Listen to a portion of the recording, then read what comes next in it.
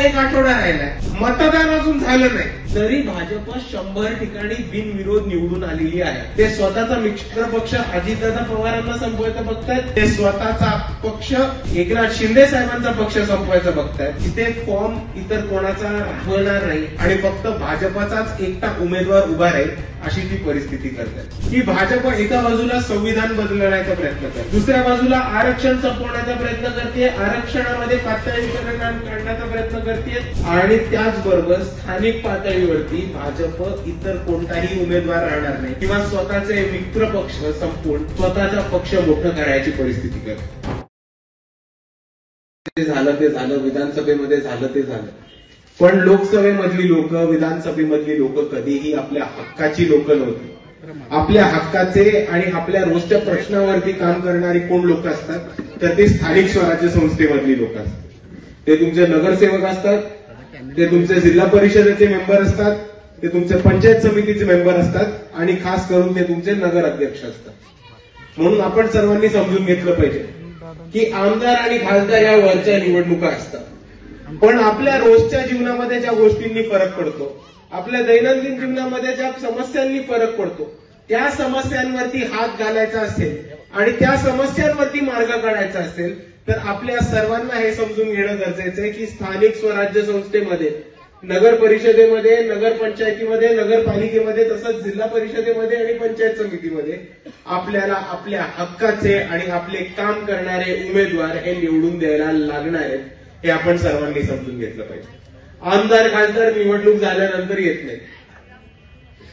लोकसभा होऊन 1.5 वर्ष झाला, विधानसभा होऊन 1 वर्ष झाली, तरी अजून आपल्या आमदार खासदार आपल्याकडे येऊन समस्या किंवा लोकांच्या योजना राबवणं सुरू नाही करत. आणि दुसऱ्या बाजूला नगरसेवक असतात किंवा नगर अध्यक्ष असतात, हे राहतात आपल्याच वस्तीमध्ये, हे राहतात आपल्याच वॉर्डामध्ये, यांचं घर कुठे आपल्याला माहितीये, यांचं उठणं बसणं आपल्या बरोबर असतं आणि जर कोणती समस्या आली तर आपण त्यांच्याकडे जाऊन 2 मिनिटात काम सोडवून घेऊ शकतो. आणि म्हणून मी आपल्या सर्वांना एवढंच सांगतोय की जर आपल्याला आपल्या दैनंदिन जीवनामधल्या, रोजच्या जीवनामधल्या समस्या आणि प्रश्न सोडवायचे असतील तर आपल्याला स्थानिक स्वराज्य संस्थेला आपले उमेदवार निवडून देणं अतिशय गरजेचं आहे. आणि असं नाही की आपल्याकडे समस्या नाही, समस्या आपल्याकडे भरपूर आहेत. पिण्याच्या पाण्याची समस्या आहे, आपल्याच एरियामध्ये बघितली तर नाल्यांची खूप मोठी समस्या आहे, रस्त्याची समस्या आहे. आणि जर ह्याच्यावरती हात टाकून काम करायचं असेल तर आपल्याला नगरसेवक आणि नगर अध्यक्ष निवडून आणणं खूप गरजेचं आहे. आणि तुम्हाला वाटत असेल की नगरसेवक, नगर अध्यक्ष ही छोटी पदं राहतात तर असं बिलकुल गैरसमज करू नका. तुम्ही दर वर्षाचा बजेट बघा, एका आमदाराला विकासासाठी किती निधी मिळतो एका वर्षीचा माहितीये कोणाला? 5 लाख, 5 कोटी, 5 कोटी. यांना किती मिळतो? खासदारांना 10 कोटी. आणि जर एका नगर अध्यक्षाचाच दलित वस्तीचा विकासाचा निधी बघितला तर तो डायरेक्ट 25 कोटीचा निधी मंजूर होतो आतापर्यंत.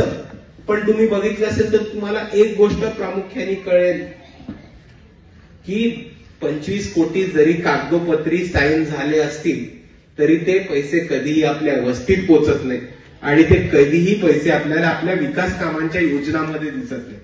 आणि म्हणून जर आपल्याला ह्या परिस्थितीवरती हात घालायचा असेल आणि आपल्याला असा एक माणूस आणायचा असेल की जर वर्ण निधी मंजूर झाला तर तो आपल्या वस्तीमध्ये विकास कामावरती आणेल, ना की तो स्वतःच्या खिशात टाकेल, स्वतःचे कॉन्ट्रॅक्ट काढेल आणि स्वतःच्या लोकांना टेंडर देत फिरेल, तर आपल्याला आपल्या हक्काचा म्हणजेच वंचित बहुजन आघाडीचाच नगर अध्यक्ष हातकणंगले इथे बसवायचा आहे, आपण समजून घ्या. आणि दुसऱ्या बाजूला मित्रांनो एक गोष्ट समजून घ्या की आता महाराष्ट्राचं राजकारण कुठे चाललंय हे पण आपल्याला बघून शिकून घेण्यात आले. परवा 3 दिवसापूर्वी एक व्हिडिओ व्हायरल झाला होता बाळराजे पाटील यांचा, आपण सर्वांनी तो बघितला असेल. अजितदादा पवारांना त्यांनी खुलं चॅलेंज दिलं, आव्हान दिलं निवडून आल्यानंतर. पण आता तुम्ही गंमत बघून घ्या, बाळराजे पाटील कुठल्या पक्षाचे आहेत? भाजप. अजितदादा पवार हे डेप्युटी चीफ मिनिस्टर आहेत तर कोणत्या पक्षाबरोबर? भाजप बरोबर. दुसऱ्या बाजूला तुम्ही न्यूज बघितली असेल तर तुम्हाला कळेल की शिवसेना एकनाथ शिंदेची लोक नाराज आहेत की भाजप त्यांचीच लोक फोडायला निघाली आहेत आणि भाजप शिवसेना एकनाथ शिंदेच्याच जागा खाती. दुसऱ्या बाजूला तुम्ही आज सकाळची बातमी बघितली तर तुम्हाला कळेल की जामनेरमध्ये भाजपची लोक हे इतर उमेदवारांवरती जबरदस्ती फोन करून त्यांना प्रेशर टाकून त्यांना त्यांचे फॉर्म मागे घ्यायला लावत होते आणि अशी एक पद्धत प्रशासनाने उभी केली होती की जामनेर नगर परिषदेमध्ये फक्त आणि फक्त भाजपचेच फॉर्म स्टँड होतील, बाकी फॉर्म मागे जातील. आणि आपल्या सर्वांना माहिती आहे की मतदानाची तारीख किती आहे? 2 तारखे, म्हणजे अजून एक आठवडा राहिला मतदानाला. पण आजच एक अजून बातमी आली की हा महाराष्ट्रामध्ये 100 अशा उमेदवार आहेत भाजपचे जे बिनविरोध जिंकून आलेले. तर समजून घ्या तुम्ही परिस्थिती काय. निवडणुकीला एक आठवडा राहिलाय, मतदान अजून झालं नाही,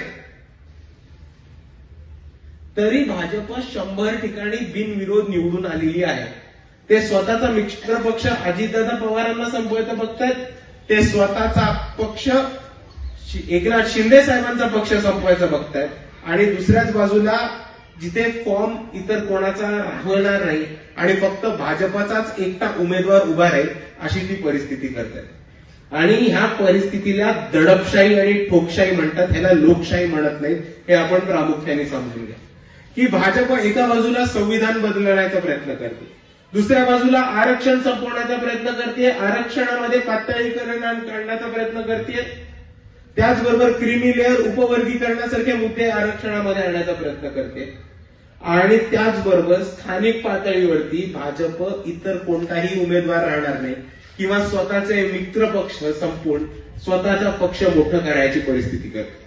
भाजपला काय करायचं ह्याच्यामधलं, भाजपला साध्य काय करायचं ह्याच्यामधलं, तर भाजपला अशी एक परिस्थिती उभी करायची या देशामध्ये की एकच पक्ष उभा राहील, एकच पक्ष टिकेल आणि बाकी सगळे पक्ष झोपी जातील. आणि आता तुम्ही मला सांगा, जर एकच पक्ष निवडणुकीला उभा राहिला, एकच पक्ष स्पर्धेमध्ये पळत राहिला आणि तोच पक्ष दरवेळेस जिंकत राहिला, तर आपण ह्याला फेअर कॉम्पिटिशन म्हणणार का? नाही. योग्य स्पर्धा म्हणणार का? किंवा लोकशाही तरी म्हणणार का? नाही. आणि म्हणून मी आपल्याला म्हणतोय की ह्या निवडणुकीमध्ये भाजपची माज आणि मगरुरी उतरायची वेळ आलेली आहे. आपल्याला ठिकठिकाणी जिथे शक्य आहे तिथे भाजपचे स्थानिक स्वराज्य संस्थेचे उमेदवार पाडून आपल्यासाठी लढणारे, आपल्यासाठी उभे राहणारी लोक ही आपल्याला जिंकून आणायची. आणि म्हणून मी आपल्या सर्वांना विनंती करतो की हातकणंगले नगर परिषद अध्यक्ष जर कोणी भाजपला पडून शकत असेल, जर कोणी भाजपचा पराभव करू शकत असेल, तर ते फक्त आणि फक्त वंचित बहुजन आघाडी. आणि आपण सर्वांनी जास्तीत जास्त भरघोस मतांनी वंचित बहुजन आघाडीच्याच उमेदवाराला निवडून द्या. चौगुले साहेबांनी मला सांगितलं होतं की त्यांच्यावरती बरंच प्रेशर पण आलंय, बसा मागे व्हा, उमेदवारी मागे करा. पण जी लोक प्रेशर टाकतायत, जी लोक दबाव आणण्याचा प्रयत्न करतायत, त्या लोकांना मी नुसतं एवढंच सांगतो की वंचित बहुजन आघाडीचा कॅन्डिडेट आहे, मागे घेणार नाही. परत प्रेशर टाकलं तर तुमचं डिपॉझिट जप्त केल्याशिवाय राहणार नाही. हे आमचा डायरेक्ट तुम्हाला ओपन चॅलेंज आहे. धमकी समजायची असेल तर धमकी समजा. पण दुसऱ्या बाजूला प्रेशर टाकलं, उमेदवार बसवण्याचा प्रयत्न केला, उमेदवार विकत घेतला, हे राजकारण इकडच्या वंचितांच्या बरोबर खूप महत्वाचं झालेलं आहे. आणि ठिकठिकाणी हे वंचितांच्या विरोधात हे राजकारण उभं केलेलं आहे. आपल्याला एक महत्वाची संधी आलेली आहे की हातकणंगले नगर परिषदेचं अध्यक्षपद हे एससी राखीव झालेलं आहे आणि आपली खूप चांगला चान्स आहे आणि आपली जिंकायची खूप चांगली परिस्थिती आहे. म्हणूनच आपल्या कॅन्डिडेटवरती प्रेशर आणि दबाव यंत्रणा वापरतायत त्यांना उमेदवारी मागे घ्यायला. पण फॉर्म स्टँड झालेला आहे. वंचित बहुजन आघाडी मैदानामध्ये उतरलेली आहे. आमचे कॅन्डिडेट सुद्धा सक्षम आहे आणि काहीही झालं तरी वंचित बहुजन आघाडी पूर्ण ताकदीने निवडणुकीला उतरणार, लढणार आणि जिंकण्याचा पूर्ण प्रयत्न करणार. हे मी आपल्या सर्वांना इथे उभं राहून आश्वासन देतो. पण हेच बोलत असताना मित्रांनो, अजून एक गोष्ट आपण सर्वांनी समजून घ्या की इथे खूप लोकांना गैरसमज होतो, इथे खूप लोकांना गैरसमज होतो की नगर परिषद अध्यक्ष एसटी राखीव झाला की आपलं जिंकणं सोपं होतं असं बऱ्याच लोकांना वाटतं. तो मुद्दा असा नसतो, समजून घ्या. जर एसटी राखीव झालं तर आपल्याच समाजातनं प्रस्थापित नेते बुजगावणी उभी करण्याचा प्रयत्न करतात, हे आपण सर्वांनी समजून घेतलं पाहिजे. पण बुजगावणी उभे किती करू देत, समाजातनं उभे करू देत, त्यांना बसवणं ही समाजाची जबाबदारी आहे. आणि म्हणून मी आपल्या सर्वांना म्हणतो की आपलं मत अजून कुठे न ठेवता आपलं अमूल्य मत हे जिंकणाऱ्या कॅन्डिडेटच्या मागे ठेवा, आपलं मत हे स्वतःच्या हक्काच्या पार्टीच्या मागे ठेवा आणि आपलं मत हे वंचित बहुजन आघाडीच्या मागे ठेवा. एवढं म्हणून मी माझे 2 शब्द थांबवतो. आपल्या सर्वांना माझा जय भीम, जय संविधान.